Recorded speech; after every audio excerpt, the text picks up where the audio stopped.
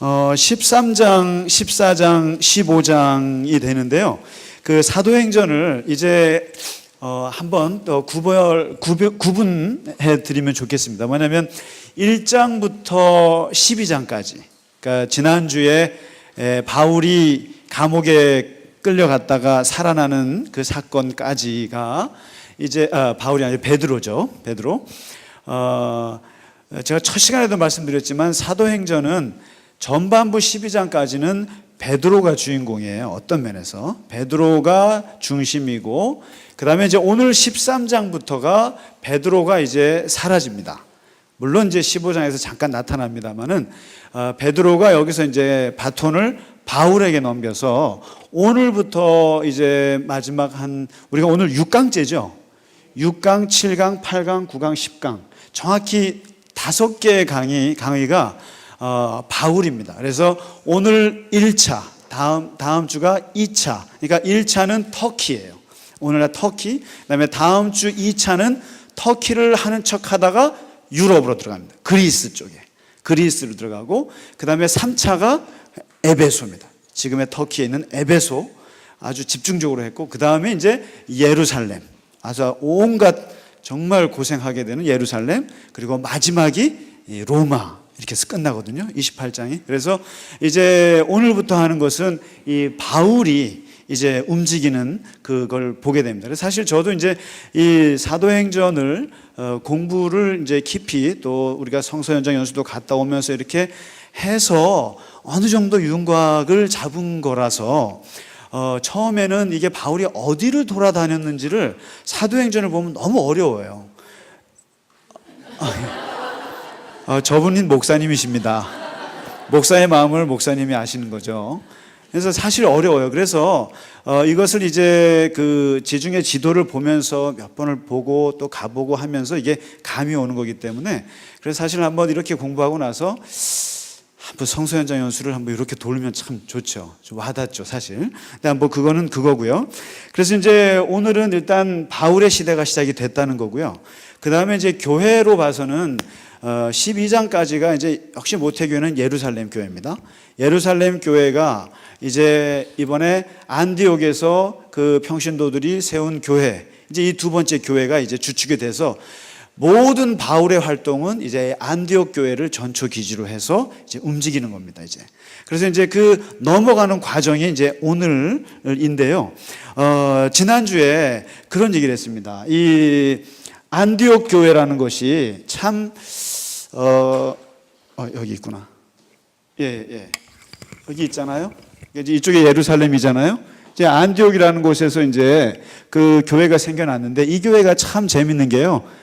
이방인들이 만든 거예요. 이방인들이 만들고 또 곳곳에서 온 사람들이 했고, 여기가 대도시고, 그리고 지도자들도 5명이 섞여 있는데 다 계층도 다르고 문화도 다르고 인종도 다르고, 이런 사람들이 너무너무 목회를 잘했는데 여기서 그리스도인이라는 소리도 듣게 되고 그러면서 하는데, 이 5명 중에 이 복잡하고 어떻게 보면 분쟁이 제일 많을 것 같은데, 분쟁이 일어나지 않았던 이유 중에 하나가 이 기도하는 교회였어요. 그러니까 기도하면서 성령의 지시를 받는데, 한 1년 정도 바울과 이 바나바가 열심히 사역을 하고 나서 그들이 기도하던 중에 성령의 음성이 함께 들린 거죠. 그게 뭐냐면 바울과 바나바를 이게 뽑죠.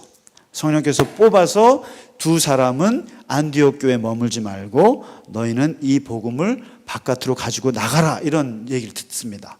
이제 그 성령의 음성에 온 교회가 순종을 했고, 그리고 이제 금식하면서 기도하면서 두 사람에게 안수기도를 해줘요. 그리고는 이제 두 사람을 보냅니다. 근데 보냈는데 어디로 갈까? 어디부터 가야 될지 모르잖아요. 뭐 정해져 있는 것도 아니고, 일정이라는 게. 그래서 1차 선교여행을 떠나는데, 사람이라는 게 그렇습니다. 생판 모르는 곳에 가긴 어려워요. 그래서 처음으로 간 데가 어디냐면은 실루기아에서 배를 타고요, 여기로 갑니다. 이게 구브로라는 곳이에요. 성경에 구브로라고 되어 있는데, 이 키프로스라고도 하고 사이프러스라고 영어로 하잖아요. 이 사이프러스 섬으로 가는데 왜 여기로 가게 되냐면요, 바나바가 여기 출신이에요. 그리고 안디옥 교회를 세운 대다수의 사람들이 여기 사람들이에요. 예, 구브로에서 온 사람, 구브로에서 이쪽으로 이민 와서 사는 사람들이 교회를 세웠어요. 그러니까 아무리 성령의 음성으로 했다 하더라도 일단 아는 데 간 거죠. 그래서 이 사이프러스 섬에 가서 여기서 복음을 전하는데 이 바보라는 곳이 참 바보요. 바보인데 이곳에서 여기에 그 총독이 있었어요. 총독은요, 로마에서 보낸 총독이 여기도 있고 또 여기도 예루살렘 쪽도 있고 시리아 총독도 있고 가는 곳마다 총독이 있을 거 아닙니까? 근데 이 여기 총독이 이 서기오 바울이에요. 이름이. 이 사람에게 복음을 전합니다. 복음을 전하는데요. 여기에서 무슨 그 마술사가 방해를 하면서 굉장히 복음 전하는 걸 방해해요. 굉장히 방해하고 이제 막 그럴 때 사도 바울이 참다가 못해서 그 사람을 저주를 해버렸어요. 이 바예수라는 사람을 저주하는데 어떻게 저주하냐면 너가 눈이 어두워질 것이다. 이게 마치 자기가 예수님 만날 때 눈이 어두웠던 것처럼 이게 맹인이 될 것이다. 그러니까 그 저주 한마디에 맹인이 됩니다. 그래서 그걸 보고 이 총독이 예수를 믿어요. 그러니까 이제 앞으로 이제 보시겠습니다만은 이 사도 바울의 메시지는 항상 복음을 전할 때는 항상 두 가지가 같이 따라가는데요. 하나가 뭐냐면 메시지가 있어요. 메시지가 주 예수 그리스도가 우리의 구세주이시니라. 그리고 그를 믿음으로 말미암아 당신이 구원을 받습니다라고 하는 핵심 메시지가 가고 거기에 꼭 달라붙는 게 뭐냐면 치유예요. 치유라고 하는 기적, 또 가는 곳마다 손을 대면 낫는 이런 표적이 같이 따라가요. 그러니까 이게 복음이 이게 폭발력이 있는 거죠. 그래서 우리는 요즘에 이런 걸 본받아서 복음을 전하면서 또 뭐가 갑니까? 옆에 의료팀이 따라가고 식사팀이 따라가고 주방팀이 따라가고 이렇게 해서 같이 이제 그때 표적을 행하는데 여기서 해서 이제 이 총독을 이제 회심을 시켜요. 시키고 여기에 머물지 않고 이제 본격적으로 어디로 가냐면은 이제 들어갑니다. 배를 타고 들어가는데 여기가 이제 성경에서 좀 특히 사도행전에서 이걸 좀 보시면 좋겠어요. 카리아, 루기아, 리디아, 여기 아시아 있잖아요. 무시아. 그러니까 예? 아시아. 예. 그리고 여기 밤빌리아, 여기 길리기아가 여기 저기 바울의 고향. 그러니까 그 시대에 큰 지역 이름이에요. 그러니까 갈라디아입니다. 이쪽이 갈라디아. 그래서 이제 이게 뭐냐 그러면은 뭐 강원도, 뭐 충청도 이런 것처럼 큰 지역명이에요. 큰 지역명이고 그 안에 이제 첫 수도가 여기 이제 버가라는 곳인데 여기에 들어가서 이제 이리로 올라가려고 그러는 거예요. 그런데 여기에서 약간의 일이 터져요. 불상사가 터지는데 이게 토레스 산맥이 있어요. 한 2,000m 되는데 여기 갈 때 누가 갔냐면은 바나바랑 바울이 갔는데 여기에 수행원을 데리고 왔는데 그게 마가예요. 마가가 누군지 아시죠? 마가복음을 쓴 사람이고 마가의 다락방 집 주인이고 어머니가 부잣집이고 그리고 오순절 성령이 임했던 집이 그 마가의 다락방이고 그러니까 어머니가 좀 돈이 있는 집이에요. 그 집의 아들이에요. 그러니까 마가가 사실상 나중에 마가복음을 씁니다마는 그걸 뭐라 그러죠? 엄마 말만 듣고 엄마가 하라는 대로만 하는 마마보이 기질이 있었던 것 같아요. 그러니까 이 친구가 착하긴 한데 좀 약해요. 그래서 여기에서 와서 자기는 여기서 끝날 줄 알았나 봐요. 그런데 이제 바울이 선생님 어디로 갑니까? 그러니까 토레스 산맥 넘어야지. 그러니까 여기서 확 질려버렸어요. 그래서 주저앉습니다. 그래서 이 마가가 여기서 도중 하차를 해요. 그래서 할 수 없이 얘는 예루살렘으로 돌려보내고 이제 바나바랑 바울이 둘이 가거든요. 근데 이 마가 때문에 나중에 다음 주에 다루겠지만은 마가 때문에 바나바랑 바울이 대판 싸워요.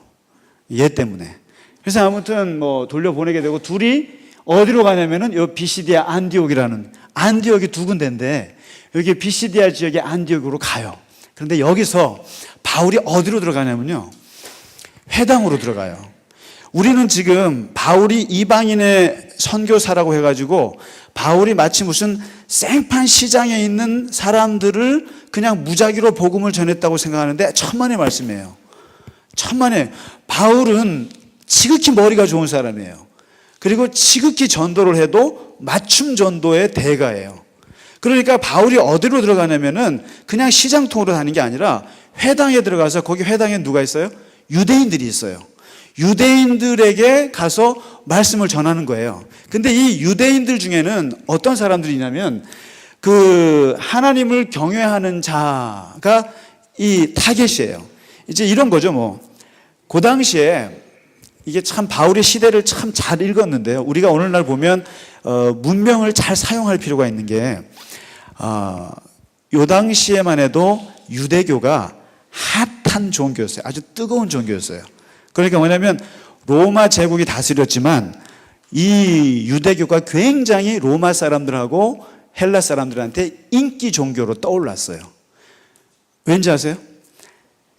이 그리스 신들이나 이거에 비해서 유대교를 보니까 요 조그만 나라에서 나온 요 유대교, 그리고 이제 이 동포들이 해외 나가 살잖아요. 나가 살면서 유대인들이 자기네 종교를 지킨단 말이에요. 그런데 헬라 사람들이랑 로마 사람들이 딱 보니까 얘네들은 음란하지가 않아요. 이 유대교가. 그 다음에 음주를 안 해요. 그러니까 근데 이거는 뭐하고 전혀 달라요? 헬라 사람들은 완전히 음주 문화예요. 그리고 완전히 음란 문화예요. 그런데 이 유대인들은 굉장히 그런 면에서 분명한 거예요. 그 다음에 물질적이지 않고 굉장히 영적이에요, 사람들이. 영적이고, 그리고 굉장히 가족을 중요시하는 거예요, 유태인들이. 그래서 이 유태인들의 가족들은 쪼개지는 게 없어요. 굉장히, 그 다음에 자기네들은 제우스도 믿고 엄청나게 종교를 다신교를 갖고 있는데 이 유대교는 보이지 않는 한 신만 믿고 있는 거예요. 근데 이런 게 이방인들이 볼 때 굉장히 매력으로 와닿았어요. 그래서 많은 사람들이 유대교에 호감을 가졌고, 마침 유대교에서도 우리가 유대교를 좀 세계화하자라고 이런 분위기가 200년 동안 지속이 돼 있었어요, 지금요. 그러니까 이 이제 유대교의 매력에 빠져서 이 당시에 이 로마가 다스리는 이 지역 전체가 7천만 명이에요. 인구가요. 7천만 명인데 여기서 유대인이 700만 명이에요. 700만 명 중에 본토 유대인이 400만 명이에요. 그러니까 400만 명은 내가 태어날 때 유대인이에요. 그런데 이 300만 명은 누구냐면 유대교로 들어온 사람들이에요. 유대교로 개종한 사람들이 300만 명이에요. 근데 이 개종해서 들어오려면은 굉장히 어려워요. 굉장히 어려운데 두 가지 문턱을 넘어야 되는 거죠. 근데 두 가지 문턱이 뭐냐면 남자들은 할례를 받으셔야 됩니다. 할례가 뭔지 아시죠? 굳이 설명 안 해도 아시죠? 예, 할례를 받으셔야 되고, 그 다음에 음식을 가려서 먹어야 돼요. 돼지고기 먹으면 안 돼요. 뭐 여러 가지 굉장히 복잡해요. 그래서 우리가 이슬람에서는 할랄 푸드라 그러고, 그 이스라엘은 뭐라 그럽니까? 예? 코셔라 그러죠. 예. 유대인들 그 음식 기준이 굉장히 까다롭습니다. 코셔라 그러는데 그거를 넘어서야 돼요. 그러니까 이것을 넘어선 사람이 300만 명인 거예요. 그런데 이것을 넘어서지 못한 사람들이 있어요. 그러니까 마음은 유대교인으로 살고 싶은데 할례는 차마 받지 못하겠고 음식도 그 유대인들의 그걸 따르지 못하겠는 사람들이에요. 그러니까 마음에 굉장히 하나님을 사모하는 그룹들이 있었어요. 바로 그 그룹들을 성경에서 뭐라고 그러냐면은 하나님을 경외하는 자 이렇게 써 있어요. 바울이 타겟을 한 사람들이 바로 그런 사람들이에요. 그러니까 적극적으로 유대교로 들어오지 못했지만 마음은 굉장히 유대교, 그래서 안식일은 지키고 그러면서 하나님을 섬기는 누구요? 고넬료 같은 사람이 있죠. 로마인이지만 하나님을 경외해요. 루디아 같은 여자, 그런 사람들이 회당에서의 타겟이에요.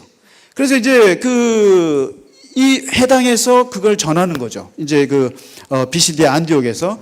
그런데 항상 바울이 전할 때마다, 이 복음을 전할 때마다 항상 두 패로 갈라지는데, 아주 하나님을 경외한 사람들은, 그런 사람들은 바울의 이 메시지가 쏙쏙 들어오는 거죠.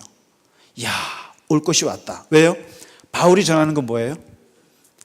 할례가 아니라, 또 음식이 중요한 것이 아니라 예수 그리스도의 은혜가 중요한 것이다. 그러니까 그 복음 안에는 당신들에게 자유함이 있다. 그리고 구원이 있다. 그리고 구약에서 예언했던 그분이 그분이다. 이러니까 막연하게 유대교를 사랑했던 사람들은 그 복음이 진짜 복음이 된 거예요. 야, 나는 할례 못 받았는데, 나는 진짜 돼지고기 먹어야 되는데, 이런 사람들에게 그것이 중요하지 않고 오직 구원은 그리스도에게 있다 이러니까 이게 완전히 대박이 나는 거죠. 이 사람들은 그 복음에 빨려 들어가고, 또 한편에서는 유대인들은 너무너무 미운 거예요. 그 바울이. 그래서 이제 바울을 놓고 온갖 이제 그 시기와 질투와 비방을 하면서 이제 괴롭히는 거죠. 어디 가나? 그러니까 바울이 오늘 13장 46절에 이제 이렇게 합니다. 아이고, 내가야 너네들한테 유대인들한테 하느니 나는 아예 이방인에게로 내가 가노라 선포를 해요. 그래서 딱 처음에 가서 한 거죠. 이게 이제 바울이 그 다메섹에서 구원받고 나서 14년 후에 이루어진 일이거든요. 그러니까 나이가 50대 중반에 1차 선교여행을 간 거예요. 가서 해보니까 바로 여기서 회당에서 해보니까 야, 이게 이방인들이 훨씬 더 복음을 잘 받아들이는 걸 알게 돼요. 그래서 그 다음에 이제 유대인들이 방해를 하니까 그 다음에 이고니온으로 가요. 이고니온으로 가고 그 다음에 이제 여기 루스드라 이곳이라는 곳에서 여기서 이제 가서 또 복음을 전하는데 똑같아요. 또 두 패로 나누게 되고 그 다음에 이제 또 쫓겨나게 되죠. 쫓겨나서 이제 6번에 어디로 가냐면 여기 갑니다. 더베라는 곳에. 여기에 가서 무슨 일이 벌어지냐면요. 여기서 그 베드로가 그 성전 미문에 앉아 있는 사람을 일으켰잖아요. 그거를 똑같이 해요. 바울이 날 때부터 안진병이었던 사람을 고치는데 베드로가 할 때는 이랬죠. 금과 은은 내게 없지만 내게 나사렛 예수의 이름으로 일어나라 하고 손을 잡아 끌었잖아요. 근데 여기서는 바울이 그 사람을 보니까 얼굴 속에 구원받을 만한 믿음을 본 거예요. 바울이 먼저 본 거예요. 먼저 보고 말로 일으켜요. 말로서 선포를 해요. 그러니까 그 사람이 일어나요. 근데 이게 역시 성전 미문에 앉아 있었던 그 사람을 베드로가 했을 때 난리가 난 것처럼 지금 이 더베에서도 안진뱅이를 일으켰다는 게 난리가 난 거예요. 난리가 났는데 사람들이 그 모습을 보고 역시 그리스 문화에 빠져있던 사람들이라 바울을 신성화합니다. 바로 신으로 모셔요. 그런데 재밌는 게 바울과 바나바가 있는데 바나바는 인품이 좋고 또 포스가 있으니까 그 사람을 뭐라고 했냐면 제우스라고 이름 붙였어요. 제우스가 누군지 아시죠? 예, 뭐 그리스 신의 왕 아닙니까? 제우스라고 하고 바울은 말을 하는 사람이니까 말하는 사람이 누구죠? 예, 그리스 신화 읽어보세요. 되게 재밌어요. 저는 왜 그리스 신화를 고전으로 하나 했는데 정말 인간이라는 것이 무엇인지를 정말 적나라하게 보여주는 게 그리스 신화더라고요, 보니까. 그러니까 어쩌면 저런 상상력을 발휘해서 인간의 그 본성을 통찰했는지 모르겠어요. 그래서 인문학을 공부하시는 분들한테는 이 그리스 신화가 도움이 되긴 되겠더라고요. 그런데 신앙적으로는 굉장히 지저분한 말이 너무 많아서 그렇긴 하지만은 이 그리스 신화 있는 사람들이 이 바울을 보고 헤르메스라고 했습니다. 말하는 사람. 이걸 해석학이라고 그러거든요. 허메네틱스. 말. 그래서 이제 그 우상을 섬긴 거죠. 막 환영을 하고 박수를 치니까 이때 이제 이 바울이 오늘 14장 15절에 보시면 바울이 굉장히 멋있는 말을 해요. 한번 보시면 우리도 여러분과 같은 성정을 가진 사람이라 여러분에게 복음을 전하는 것은 이런 헛된 일을 버리고 천지와 바다와 그 가운데 만물을 지으시고 살아계신 하나님께 돌아오게 함이라. 내가 왜 왔느냐 여기에. 내가 왜 왔느냐면 바로 그런 짓 못하게 하러 왔다 이런 거죠. 그러니까 나 같은 사람을 우상화하지 마라. 내가 그런 걸 못하게 하라고 왔다. 그리고 오직 섬기실 분은 하나님밖에 없다. 이것을 이제 한 거예요. 그러니까 이제 바울이 메시지를 먼저 하고 표적을 나중에 하면 그 다음에 괜찮은데 이번에 표적을 먼저 한 거예요. 표적을 먼저 하고 메시지를 했더니 어떻게 되냐 사람들이요. 네, 싫어해요. 그래서 이게 복음을 전해도 먼저 메시지를 강하게 전하고 그것을 알고 나서 표적을 받으면 치유를 당하면 사람들이 이게 아는데 이 더베에 가서는 먼저 치유부터 하니까 사람들이 너무너무 박수를 쳤다가 막상 메시지로 들어가니까 다 싫어하는 거예요. 다 싫어. 그러면서 뭐가 냐면 핍박이 왔습니다. 다시 또. 핍박이 와서 온갖 그 바울을 괴롭히는데 심지어는 바울에게 돌을 던져가지고 바울이 머리가 깨져요. 머리가 깨져서 죽은 줄 알았다고 그랬어요.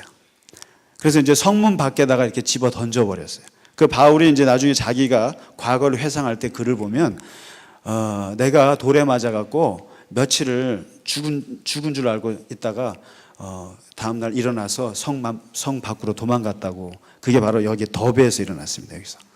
그러니까 이게 뭐 참 우리는 이렇게 쉽게 공부하지만 바울이 겪었던 게 이제 굉장했죠. 그러면서 다시 이제 떠나가면서 뭐라고 하냐면은 하나님 나라에 들어가려면 이 환난을 겪어야 하는 것이다.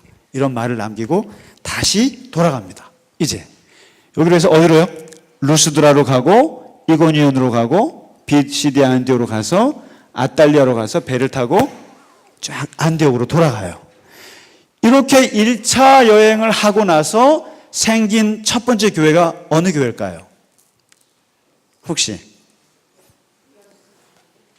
이 1차 여행을 하고 생긴 새끼를 친 교회가 바로 갈라디아 교회입니다. 여기가 갈라디아 지역이거든요. 갈라디아. 그래서 바울이 제일 먼저 쓴 편지가 갈라디아서예요. 갈라디아서고. 그래서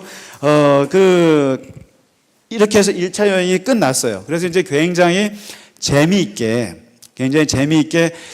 생각보다 그 선교 결과가 좋은 거예요. 그래서 이제 안디옥 교회로 돌아가서 그 고생했던 얘기를 교인들한테 얘기를 했어요. 얘기를 하면서 보고를 했더니 안디옥 교회가 흥분을 하기 시작했어요. 흥분을 하면서 뭘 깨달았냐면은 이방인에게도 이제 복음이 전파된다는 것을 이제 깨닫게 됐어요. 하나님께서 이방인에게도 문을 열었구나. 그래서 이제 안디옥 교회는 완전히 이방인을 위한 교회로 여기서 이제 자리를 잡습니다. 자리를 잡는데 이 소식을 교인들에게만 전하겠어요? 이 소식이 어디로 가야 됩니까? 모교회로 가야죠. 예루살렘 교회에다 보고해야 될 거 아닙니까? 보고를 했어요. 보고를 했더니 이 예루살렘 교회가 그 보고를 받고는 복잡 미묘한 감정에 빠져요. 굉장히 미묘합니다. 그러면서 이제 이 예루살렘 교회에서 이제 고민에 빠지기 시작합니다. 여기서 한번 보실까요? 여기 이제 복음이 한 20년 만에 이제 막 이방인들에게 터키 지역에 이제 퍼져갔다는 소식을 듣게 됐습니다. 듣게 되면서 예루살렘 교회에서 지도자들이 고민에 빠져요. 뭐냐면 유대인에게만 전하려고 했던 복음이 이방인에게도 전해도 되는가? 요 문제 하나 하고, 그리고 이제 이방인들이 얼마나 더러워요. 음란하죠. 특히 성윤리가 바닥이에요. 그리고 음주 문화에, 이러한 문화에 살고 있는 헬라 사람들이 과연 교회에 들어와도 되는가? 이게. 그리고 혹시라도 이 교회가 순수성을 잃어버리고 잡탕교회가 되는 거 아닌가? 이런 고민이 있는 거예요. 쉽게 말하면요, 교회 안에 술 먹는 사람도 들어오고 깡패도 들어오고 이제 막 들어오는 거예요. 들어왔을 때 여러분은 좋으시겠어요? 어떻게 생각하세요? 이제 바로 이런 거예요. 그러니까 이 예루살렘 교회를 욕할 게 아니고요. 예루살렘 교회는 예루살렘 교회 나름대로 고민인 거예요, 이게요. 그리고 이게 교회가 순수함을 잃어버리면 어떻게 하나요? 고민이 있는 거예요. 특별히 더 심각한 정치적인 고민이 있었어요. 뭐냐면 식민지 하에 있잖아요. 식민지하에 있으면 예민해지는 게 뭐죠? 친일, 반일이에요. 다시 말해서 친로마냐, 친이스라엘이냐. 이게 아주 예민한 사회적 분위기예요. 그러니까 근데 이 교회가 헬라 사람도 들어오고 로마 사람도 들어와요. 쉽게 말하면 교회에 일본 사람도 들어오고 막 들어온다고 쳐보세요. 그러면은 이 친매국노들을 죽이는 사람들이 있어요. 누구라 그랬죠? 첫 시간에? 매국노 사람들을 죽이는 당원이 열심당. 아유, 집사님 똑똑하시네요. 예. 파 중에 열심당이 있다 그랬잖아요. 예, 시카리파라고 이 칼로 단검으로 죽여요. 근데 이 교회가 이방인들이 막 들어오고 그러니까 열심당원들의 눈에 볼 때 교회가 매국 단체가 될 가능성이 있는 거예요. 그것도. 그러니까 이것도 고민인 거고 여러 가지 고민이 있는 거예요. 있는데 이제 여기다가 사고가 뻥 터져요. 무슨 사고가 뻥 터지냐면은 여기에 이제 15장에 사고가 터지는데요. 이 예루살렘에서 이제 온 안디옥 교회가 잘 된다 그러니까 구경하러 왔어요. 구경하러 왔는데 안디옥 교회 가서 보니까 안디옥 교회는 이게 잡탕교회거든요. 잡탕교회인데다가 뭐 바울이라는 사람이 여기가 주도적인 인물이 돼서 할례 필요 없다. 모세 율법이 너희들을 구원하는 거 아니니까 예수만 잘 믿으면 된다. 이렇게 가르치는 거예요. 그러니까 듣고 나니까 이 분위기가 예루살렘 교회하고 너무 다른 거예요. 그러니까 이 할례를 강조하는 이 사람이 가서 난리를 친 거예요. 안디옥 교회 가서.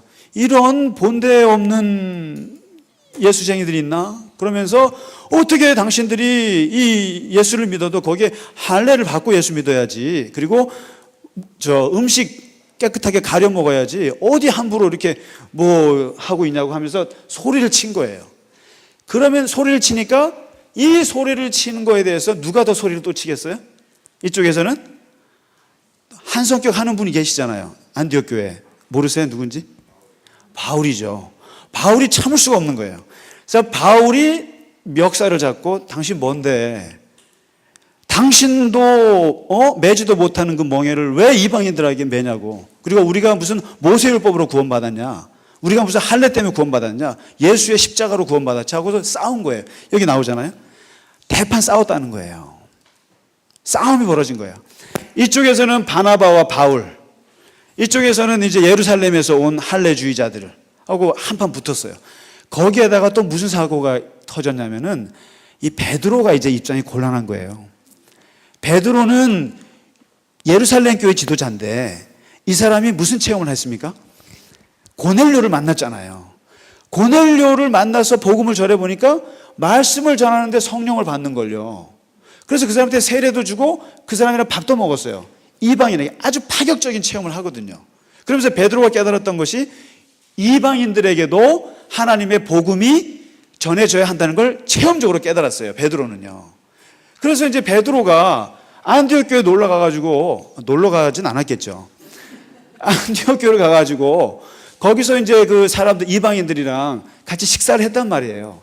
식사를 바울이랑 바나바랑 베드로랑 그다음에 이방 사람들이랑 식사를 하고 있는데 예루살렘 교회에서 누가 오냐면 야고보 누군지 아시죠? 예수님의 동생, 보수주의자, 아주 기도를 많이 하는 의인 중에 의인이에요. 그래서 예루살렘 교회 유대인들이 정말 존경하는 사람이에요. 근데 이 야고보가 보낸 사절단이 딱 왔는데 딱 와서 보니까 베드로가 이방인들이랑 밥을 먹고 있네? 그런 거예요. 그러니까 베드로가 입장이 곤란해진 거예요. 그래서 갑자기 밥을 먹다가 숟가락을 놔요. 놓고 딱 돌아섭니다. 돌아서니까 이 베드로를 놓고 양쪽에서 욕하는 거예요. 이제 이쪽 야고보 쪽에서 온 사람이 뭐냐면 당신 어떻게 이방인들이랑 밥을 먹을 수 있냐고 그러는 거예요. 그러니까 베드로가 움찔한 거죠. 움찔해가지고 이렇게 하니까 이쪽에서는 바울이 나서서 당신 하면서 여기 갈라디아서를 보시면 내가 베드로를 혼내줬다 한 게 나와요. 그때 뭐라고요? 네가 유대인으로서 이방인을 따르고 유대인답지 않게 살지 아니하면서 어찌하여 억지로 이방인을 유대인답게 살려고 그러냐? 그러니까 베드로는 굉장히 곤란한 거예요. 이쪽에서는 완전히 이방인들이랑 노는 사람으로 찍히고, 이쪽 바울 쪽에서는 완전히 유대인 편에 서가지고 저런다고 그러고, 그래서 이 베드로가 중간에서 껴버려요. 마치 그런 거예요. 목사가 깨었어요. 생각이 깨어가지고 구원하고 상관없는 어떤 것들은 되게 자유함이 있다 이 말이죠. 음식도 그렇고. 근데 이제 예수 안 믿는 사람이랑 예를 들면 같이 이렇게 이제 음식을 먹었다고 쳐요. 근데 그것이 아무 상관이 없어요. 그런데 아주 그 교회에서 보수적인 교인이 그걸 딱 보고, 아니 어떻게 목사님 그런 음식을 그 사람들이 먹냐고 이런 거죠. 그랬을 때 목사가 입장이 곤란해지는 건데, 베드로가 지금 입장 곤란한데 아무런 입장을 취하지 못해요. 그래서 베드로가 이때부터 사실 예루살렘 교회에서는 찍혔어요. 베드로가. 그래서 양쪽에서 욕먹었어요. 그래서 나중에 이제 앞으로는 그 예루살렘 교회의 주도권은 야고보가 쥐게 되고, 베드로는 돌아다니게 된다 그러죠. 돌아다니면서 이제 하게 돼서 로마에서 죽게 되는데, 아무튼 그 베드로는 베드로 나름대로 고민이 있는 거죠. 그래서 이제 그런 일이 뻥 터지니까 이게 안디옥 교회와 예루살렘 교회의 분쟁이 돼버렸어요. 싸움이 돼버렸어요. 싸움이 돼버리니까 이제 이거를 어떻게 해야 되나. 그래서 이제 안 되겠다. 한번 모아서 우리가 한번 회의를 해보자. 컨퍼런스를 한번 열어보자. 이 문제를 놓고. 문제를 열었는데 그 회의가 바로 예루살렘 종교회의입니다. 예루살렘 회의에 뭐였는데, 안디옥 교회 대표는 누가 오겠어요? 바울과 바나바 같은 사람들이 오고, 이쪽에서는 야고보와 베드로와 또 할례주의자들이 와서 한판 붙은 거예요. 붙어서 여기서 이제 서로 주장을 얘기한 거예요. 예수를 믿어도 할례를 받고 믿어 이거고요. 여기서는 안 받아도 돼. 그냥 그것은 구원으로 해도 돼. 이거 갖고 이제 싸운 거죠. 그러니까 여기 강의 노트가 너무 잘 돼 있어가지고 이게 그죠? 주제가 뭐예요? 할례를 줄 것인가 말 것인가. 그때 이제 할례주의자들의 주장은 모세 율법을 지켜야 한다. 그래서요, 이 율법을 자꾸만 고수하는 거에 대해서 아주 강하게 비판한 바울의 편지가 갈라디아서예요. 그래서 갈라디아서 보면요, 정말 무서워요. 내가 전한 복음 외에 거기다 뭐 플러스 하는 거 있으면 하늘의 천사라도 저주받을 거야 이렇게 써요. 바로 이 예루살렘 회의 때 바울이 주장했던 것이 그런 거예요. 무슨 율법이냐, 이게 복음으로만 살 수 있다, 이걸 이제 강하게 썼는데, 그 내용은 갈라디아서를 보시면 알 수 있고요. 그리고 이제 할례주의자들은 이렇게 얘기하니까 베드로가 이렇게 얘기를 합니다. 이제 나타났어요. 베드로가 뭐라고 그러냐면, 내가 보니까 하나님이 이방인들에게 복음을 전하게 하시고 믿게 하시고 그들에게도 성령을 주신 걸 내가 분명히 봤다. 그리고 그들이나 우리나 차별하지 않았다. 그리고 우리 조상과 우리도 능히 매지 못하는 멍에를 제자들의 목에 두려 그러느냐. 그리고 그들이 우리와 동일하게 은혜로 구원받은 줄을 내가 믿노라. 이렇게 주장을 해줘요. 그러니까 베드로는 여기서 저번에 식탁 때 그 애매했던 입장과 달리 분명히 얘기해 줍니다. 우리가 할례라고 하는 멍에를 그들에게 씌우지 말아야 한다. 이방인들에게 길을 터줘야 한다. 근데 이제 이게 막 격론이 벌어지니까 야고보가 결론을 지어요. 참 똑똑한 사람인 것 같아요. 왜냐하면 내가 봐도 이방인들에게 이 할례라고 하는 이 문턱을 주는 것은 무리다. 그건 무리고, 이들에게는 그냥 그거는 지우지 말고 다만 요 4가지만 좀 지키게 했으면 좋겠다 하면서 이게 예루살렘 회의의 결론입니다. 왜냐하면 교회에 들어올 때 이방인들은 꼭 요 4가지만 지켜줬으면 좋겠다. 왜냐하면 우상에게 바쳐진 음식은 먹지 말자. 제사상의 음식은 먹지 말자. 그 다음에 피를 빼지 않은 고기는 먹지 말자. 그러니까 고기를 선지 먹으면 안 돼요. 그러니까 선지가 피를 담은 거 아니에요? 그죠? 그러니까 고기인데 피를 빼고 먹으라는 거예요. 피를 빼고, 그러니까 이스라엘 정결법 중에 피를 빼고, 그 다음에 목매어서 죽인 고기 있죠? 그것도 피가 안 빠졌기 때문에 이런 것만 먹지 말자. 그러니까 야고보가 내린 결론은 음식과 관련해서 3가지만 지켜다오. 그 다음에 한 가지만 더하면은 음행은요 음란한 그런 의미가 아니라 근친상간은 하지 말았으면 좋겠다. 근친상간.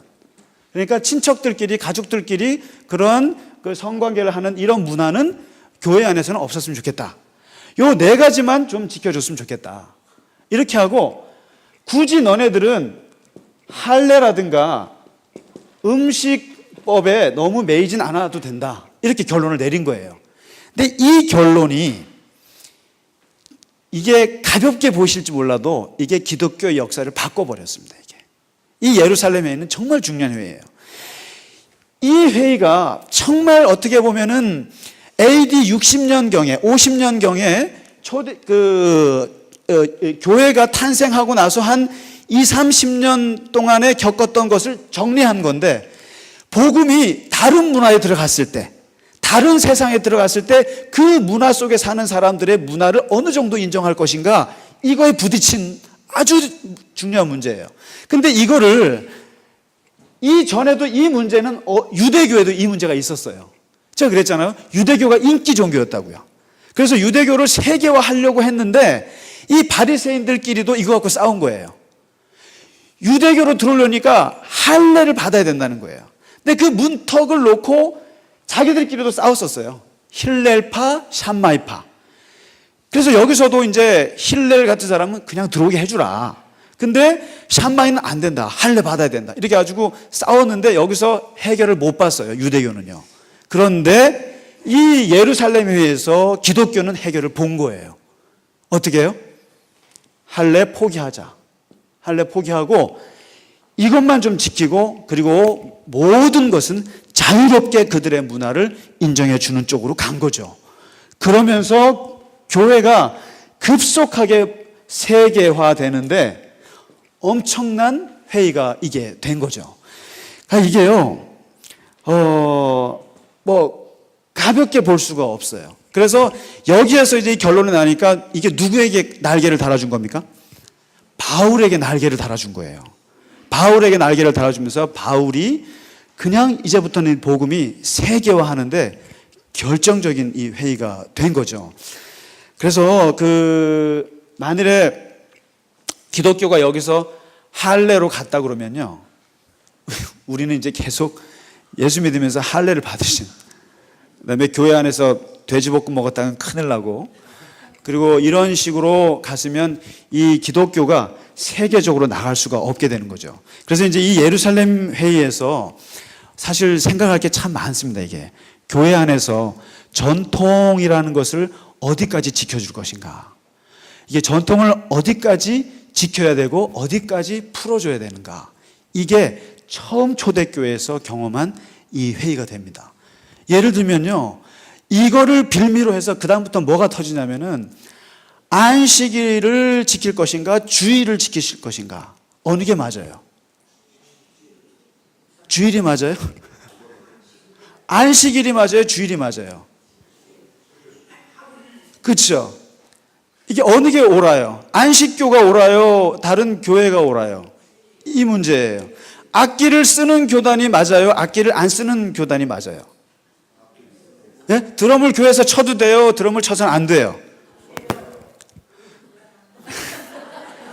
동성애를 교인으로 들어오는 걸 인정해야 돼요? 말아야 돼요? 우리 중에 동성애가 있으면 어떻게 하실래요? 어떻게 쫓아내야 돼요? 회개시켜야 돼요? 이게 똑같은 거예요. 지금 미국의 PC USA라고 아시죠? 그러니까 가장 중요한 장로교단이 분열 직전에 있어요. 뭐 때문에요? 동성애 때문에. 동성애를 인정하는 순간 이제 갈라지는 거예요. 마찬가지예요. 이게 지금 그 당시에도 이게 예루살렘하고 안디옥이 이제 갈라서자 직전까지 간 거예요. 이것 때문에. 그런데 이것을 이 회의를 통해서 지혜롭게 해결한 거예요. 야고보라고 하는 사도가 잘 정리해 준 거죠. 그러니까 지킬 건 지키고 풀어줄 건 풀어주자. 이렇게 해서 이게 보편화됐고, 이 전통을 따라서 다음에 카톨릭이라고 하는 말이 왜 나냐면 보편적이라는 뜻이거든요, 이게. 그러니까 상식적으로 기독교가 누구에게나 해당될 수 있어야지, 너희에게만 해당된다면 그게 복음이겠느냐. 그래서 카톨릭이라는 이름을, 그래서 보편적이라는 뜻을 한 거예요. 기독교의 진리는 보편적이어야 된다, 이런 의미에서. 그래서 이제 지금도 보면 여자에게 안수를 줘야 됩니까, 말아야 됩니까? 목사 안수? 당연히 주잖아요. 근데 지금도 안 주는 교회가 있어요. 그 다음에 우리는 드럼을 치죠. 여기서는 안 칩니다만은. 근데 이 교단도 악기파, 비악기파 교단 나뉜 거 아세요? 그러니까 이게 바로 전통을 붙잡을 것이냐, 아니면 새 시대의 새 문화에 어느 정도 맞춰줄 것이냐. 그러면 맞춰주면 여기서는 타협이라고 그러고, 그리고 만약에 안 맞춰주면 모든 사람들이 교회를 들어올 수가 없어요. 그래서 심지어는 제가 아는 저 분당의 어떤 목사님은 교회에 흡연실을 만들었어요. 김병삼 목사님이라는 분인데, 그분이 선교학을 전공하셨어요. 선교적인 마인드에서 뭐냐면, 부인은 예수를 믿는 남편은 교회를 안 다녀요? 그러면은 어떻게 하겠냐는 거예요. 그리고 와서 기다려야 되니까 와서 이 사람들 흡연하라고 흡연실을 만들어줬단 말이에요. 그러면 이 목사님은 교회에서 어떻게 될까요? 어떻게 될까요? 하기 나름이죠. 하기 나름인 거예요. 안 쫓겨났어요. 그분이 교인들을 설득을 한 거죠. 설득을 해서 잠재적으로 그들이, 그러면 술을 끊고 이 사람을 교회를 언제 받으려는 거죠. 그러니까 받을 건 받고, 그러면서 그들이 회개하기를, 이런 걸 선택. 그러니까 이게 결국에는 선택을 어떻게 할 것이냐, 교회가. 이 고민이 2000년 동안 굉장히 많거든요. 많은 문제를 갖고 있는데, 그 최초의 시도가 바로 오늘 15장에서 보신 예루살렘 교회, 할례 문제를 놓고 교회가 어떻게 풀 것인가. 기가 막히게 풀었습니다. 기가 막히게 풀어서 결국 기독교가 세계화하는데 전기를 마련했고, 이것을 풀지 못했던 유대교는 결국에는 역사 속에서 기독교에게 뒤처져 버리고 말았어요. 그래서 유대교를 지금 세계 종교라고 하는 사람이 있어요? 없어요. 유대교는 국가 종교예요. 민족 종교예요. 거기서 벗어나지 못해요. 그런데 기독교는 여기서 결국에 트게 됩니다. 그래서 오늘은 좀, 아까 강의 안을 보시고 되게 어렵다고 하시는 분이 있어서 좀 쉽게 하려고 했는데 어떻게 어렵지 않으셨죠? 예, 우리 교회는 다 박사과정이시기 때문에 그렇게 믿고 하기 때문에 다 이해하리라고 믿고, 그래서 이런 걸 통해서 교회가 어떻게 새로운 문화에 나갈 것인가. 그래서 예수님 말씀하신 새 포도주를 새 부대에 넣는 게 맞다, 이 말씀을 한번 생각해 보면서 그 말씀을 예루살렘 회의를 통해서 실현했다고 볼 수 있겠습니다.